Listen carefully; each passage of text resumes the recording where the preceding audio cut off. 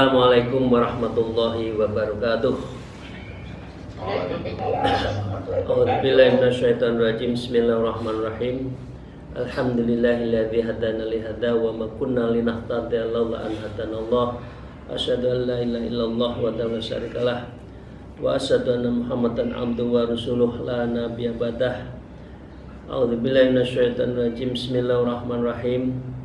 Ya ayyuhalladzina amtaqullaha wa kunu ma'as-shadiqin, amma ba'd. Para salikin rahimakumullah, mari kita bersyukur pada Allah atas segala rahmat ma'unahnya. Semoga senantiasa kita diberi nikmat lagi karena kita bersyukur biqauli alhamdulillahirabbil alamin ala kulli halin wa nikmatin, dan bersolawat Allahumma sholli ala sayyidina Muhammad wa ala alihi wa ashabihi. Bapak Ibu sekalian yang saya hormati, mari kita lanjutkan terhadap 6 keanehan yang telah kita bahas minggu lalu. 6 keanehan itu ada masjid kok nggak ada jamaah. Yang kedua, baca Quran, ada Quran tapi tidak dibaca. Yang ketiga, Al-Quran tapi hatinya fasik. Ini dari hadis Rasulullah Sallallahu Alaihi Wasallam. Ya, itu yang ketiga. Mungkin 1, 2, 3 banyak nggak? Masjidnya bagus tapi nggak ada jamaahnya. Al-Quran ditata jadi pajangan di rumah, tidak dibaca. Al-Quran dibaca tapi hatinya tetap fasik. Itu yang yang ketiga. Yang keempat, wanita yang soleh tapi suaminya ndugal. Banyak enggak? Yang kelima, orang muslim yang soleh karena dalam kekuasaan istri. Jadi DKI di bawah ketiak istri. Takutnya bukan main dengan istri. Meskipun ibadah pun takut karena kalau istri tidak menyetujui. Padahal seharusnya dibalik. Istri kalau dalam hal tertentu harus izin pada suaminya. Ini dibalik. Nah, yang keenam adalah orang alim tapi tidak banyak tidak diikuti umatnya. Kira-kira ini sudah banyak ya Bapak sekalian ya, 6 apa yang disampaikan Rasulullah ini, dan ini tanda-tanda sudah mau kiamat nih.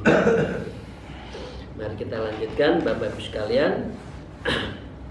Wa qala al-mu'allif fi hadzal kitab wa nabima bi ulmiya fitarain, amin ya rabbal alamin. A'udzubillahi minasyaitonir rajim. Bismillahirrahmanirrahim. Tsumma qala an-nabi alaihi wasallam, dan Rasulullah sallallahu alaihi wasallam bersabda, innallaha ta'ala la yanzuru ilaihim yaumal qiyamah nadharur rahmah. Sesungguhnya Allah tidak akan memandang mereka pada hari kiamat dengan pandangan kasih sayang. Kalau 6 yang saya sebutkan tadi berlaku. Kepada istri bukan takut, tapi adalah menghormati. Jangan takut. Atau sebaliknya, kepada suami, istri juga jangan takut, tapi menghormati. Tapi biar apa? Biar kita dapat nadharur rahmah, pandangan kasih sayang dari Allah Ta'ala. Jadi kalau yang 6 itu berjalan terus, maka kita tidak mendapatkan rahmat Allah. Padahal Rasulullah mengatakan, la yadkhulul jannah illa bil amalin. Seseorang masuk surga itu bukan karena amalnya, tetapi dikarenakan lirahmatillah, karena rahmat Allah. Sampai sahabatnya bertanya, memang iya Rasulullah? Wala ana, termasuk saya. Saya masuk surga ini bukan karena amal saya, tapi karena rahmat Allah. Apalagi panjenengan dan kita semua. Jadi jangan sok banyak amal, karena kita tidak tahu amal kita itu diterima atau tidak. Wa yamtahlu ayyarji'udz dhamiru ilal madhkurani awalan.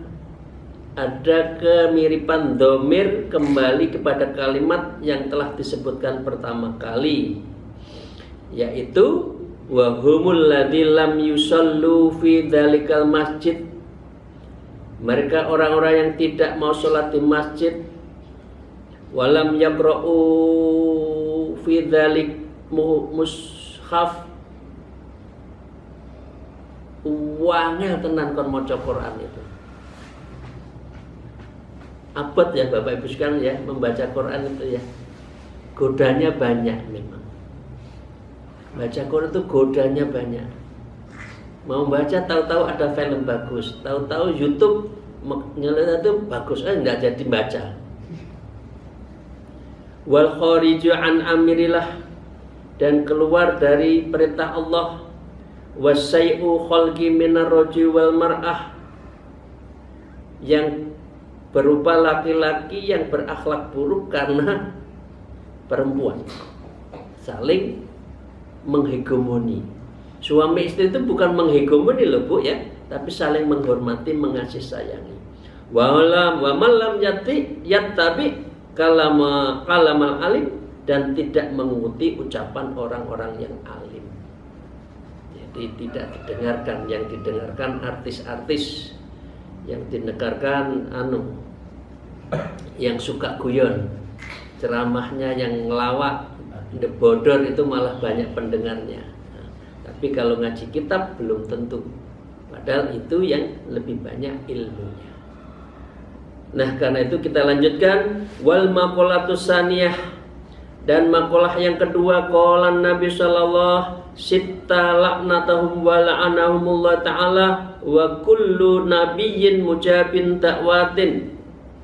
Ada 6, aku mengutuk mereka, Allah juga mengutuk mereka, dan setiap nabi yang terkabul itu atas doa-doanya. Apa itu? Di dalam Wafil Jami' Shaghir, di dalam kitab Al-Jami'us Shaghir, mujabun bidhaf bi khadfil mudhafi ilaih ay minallah ta'ala wa minal khalqi. Diterangkan kalimat mujabun dengan membuang mudhaf ilaih, yakni Allah Ta'ala dari makhluk. Ya. Waruyab biyain tahtiyatin badalul mim wa jumlatu minnal mubtada wal khabar.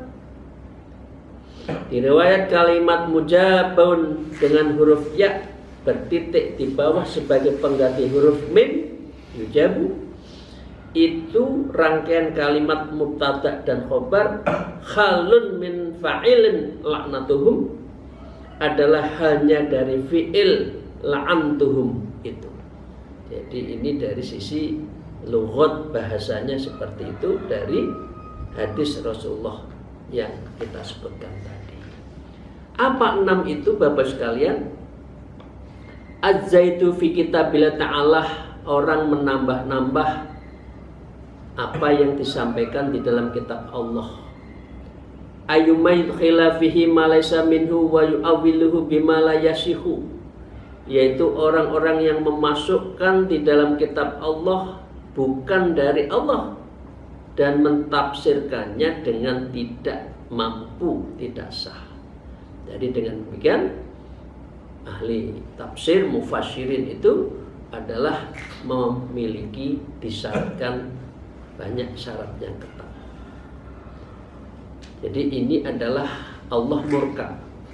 Yang kedua, wal mukadzibu biqadarillah ta'ala, dan mendustakan terhadap kudratillah, kekuasaan Allah. Wa huwa ta'alluqul iradatu dzatiyyati bil asya'i fi awqatihal khassah, yaitu kehendak zat Allah terhadap sesuatu di waktu-waktu tertentu. Fa ta'liqu kulli halin minan ahwalil ayan, maka pergantian setiap keadaan dari berbagai keadaan itu benar-benar nyata bi zamanin muayyinun, nyata. Ya, bisababin muayyinun ibaratun anil qadar, sebab-sebab yang telah tentukan merupakan gambaran dari sifat kuasa. Artinya dia menjadikan dirinya adalah berkuasa, seakan-akan dia Tuhan. Itu sangat Allah marah. Yang ketiga, Bapak Ibu sekalian yang saya hormati, orang yang tidak akan mendapatkan rahmat Allah dan orang yang akan mendapatkan bendunya Allah atau azabnya Allah adalah al-mutassalat itu bil jabarut, penguasa yang sewenang-wenang. Ya, ini bahasanya bifathil ba'i ayyal bil kibri wal qahr. Dibaca fathah huruf ba-nya yang menunjukkan dia sombong dan memaksa. Ya. Yang boleh memaksa ya qahar itu Allah. Wal jabarut, yang mempunyai kekuatan tak terbatas itu Allah, jangan manusia. Kalau orang melakukan itu, maka ia adalah melawan kodrat Allah.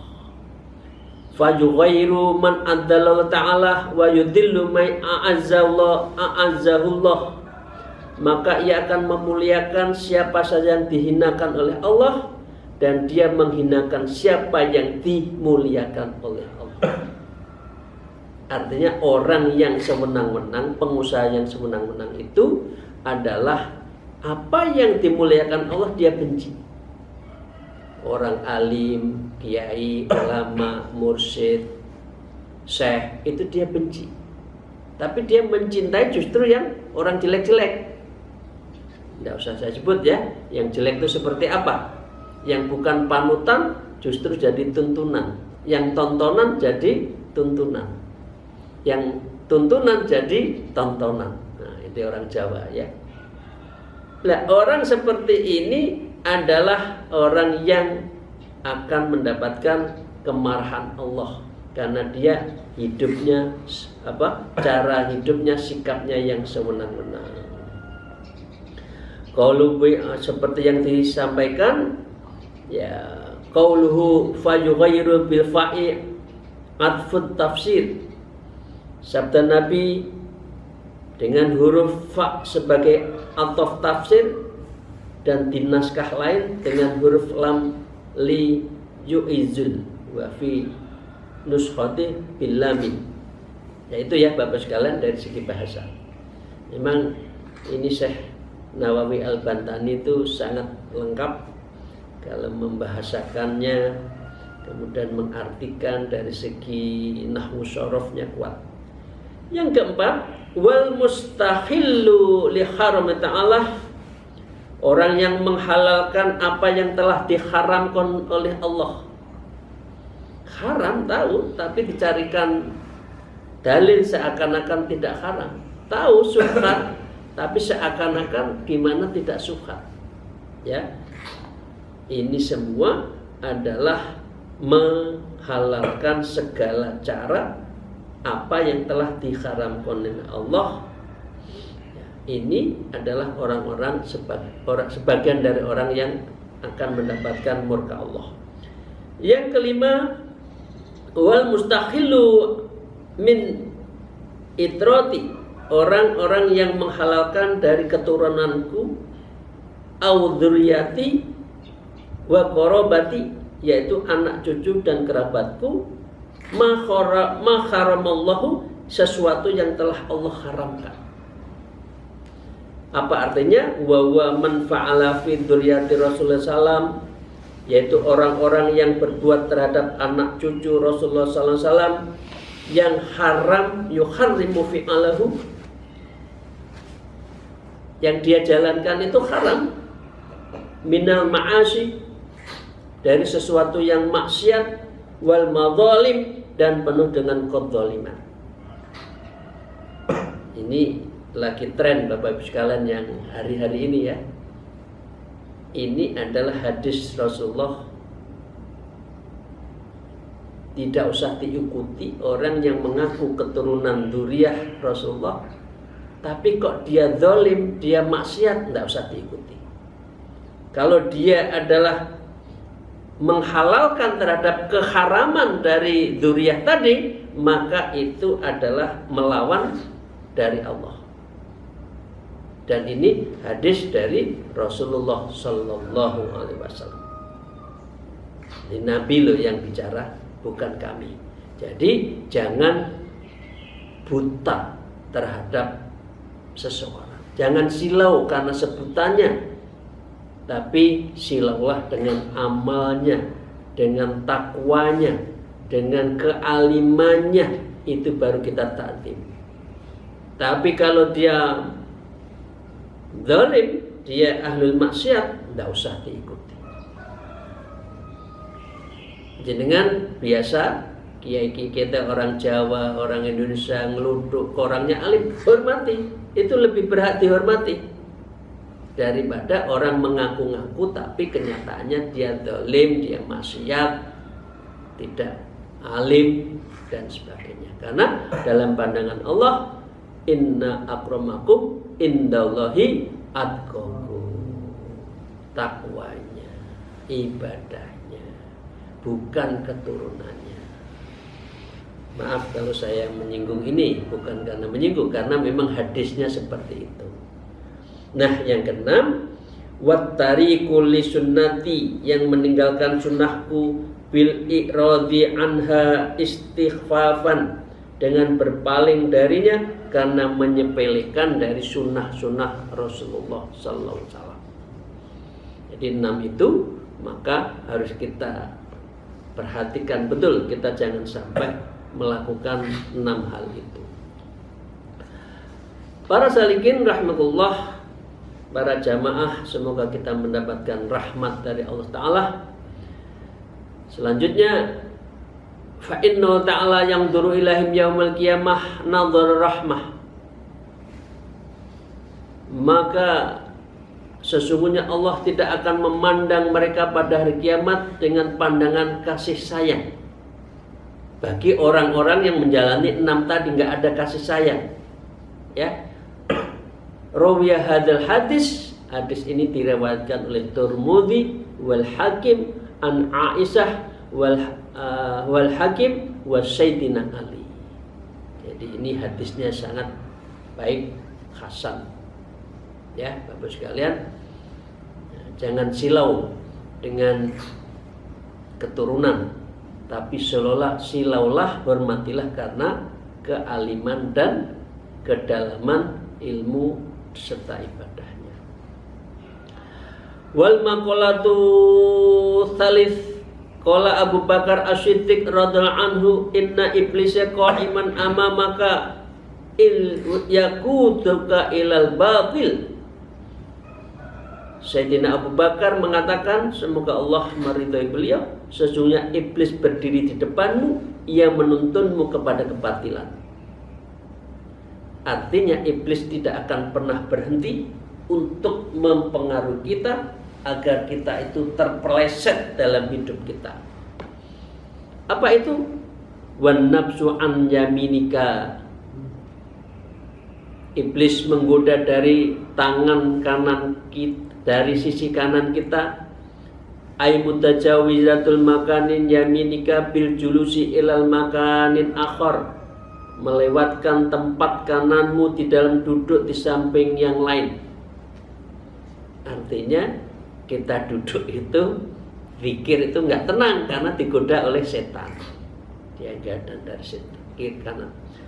Wal hawa an yasarika, dan hawa nafsumu digoda dari sebelah kirimu.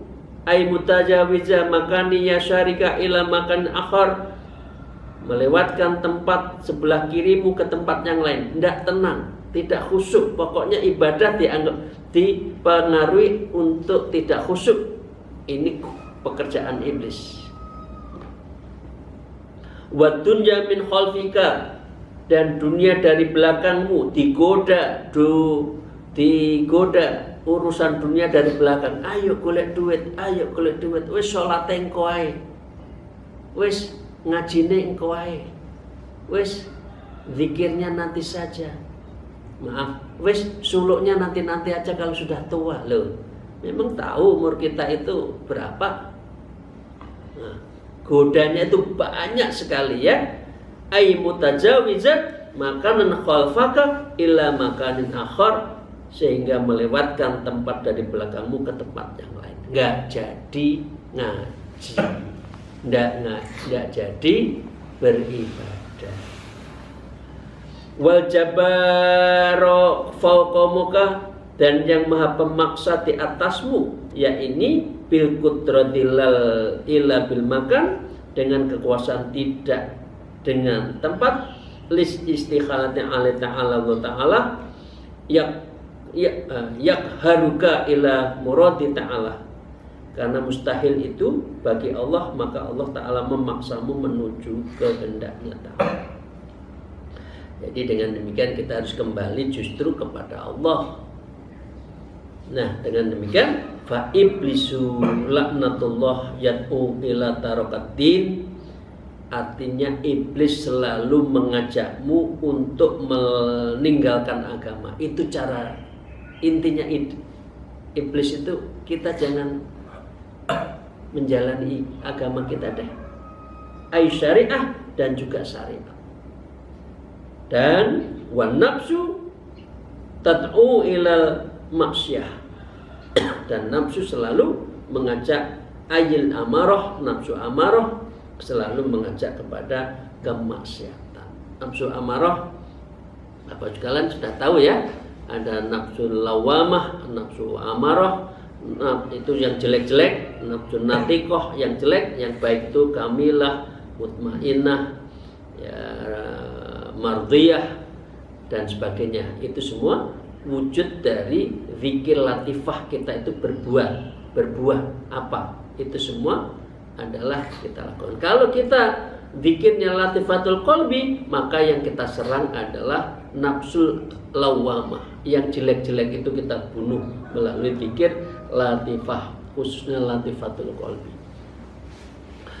Azza itu fi kitabillah ta'ala.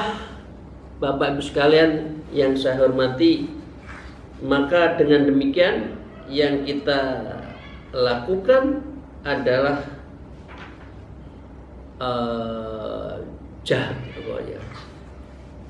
zahid. Kita harus zuhud terhadap urusan dunia itu, dan kita betul-betul hanya pada Allah. Ruwiya anna sallallahu alaihi wasallam qala dzaraballahu ala matalan siratan mustaqima. Allah Ta'ala membuat perumpamaan sebuah jalan yang lurus, ala jambil siratil surani fihima abwabun mutafattahatun. Di kedua sisi jalan terdapat dua dinding yang pada keduanya terdapat pintu-pintu yang terbuka. Jadi ini ibarat ya, orang itu ketika siratal mustaqim itu seperti apa? Ini diibaratkan di dalam hadis ini. Wa 'alal abwabi suturun murhatun. Di atas pintu-pintu terhadap tirai-tirai yang menjuntai. Wa 'ala babi sirati da'iyakun, dan di atas pintu jalan ada orang berseru begini. Ya ayyuhan nas udkhulus sirata jami'an wala ta'araju. Wahai manusia, masuklah kalian ke semua jalan dan jangan kalian menyimpang. Wada'iyat una min fawqi sirat, dan ada orang berseru dengan menyerukan dari atas jalan. Fa idza aradal insanu ayaftahu syai'an min tilkal abwab, lalu apabila seorang menyeru hendak membuka pintu dari pintu-pintu itu, maka ada yang berkata, qala waya kaka lataf tahu, celaka jangan engkau membukanya. Artinya ini cerita di dalam siratal mustaqim itu kita masuk dalam siratal mustaqim menuju surga atau tergelincir karena godaan-godaan, karena amal-amal kita di dunia itu. Maka disitulah kita diuji ketika siratal mustaqim. Fa innaka antahtahu talishu, karena sesungguhnya jika engkau membukanya maka engkau taftahu taljihu, maka engkau akan memasukinya.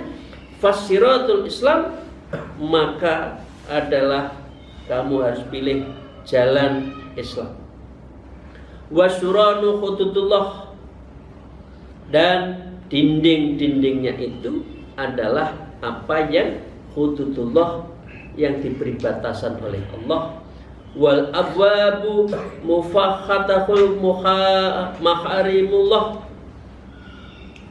dan pintu-pintu yang terbuka itu adalah larangan-larangan Allah. Dzalika da'i ala ra'si sirati kitabillah, dan orang-orang yang bersuruh itu harus di dalam kitabullah.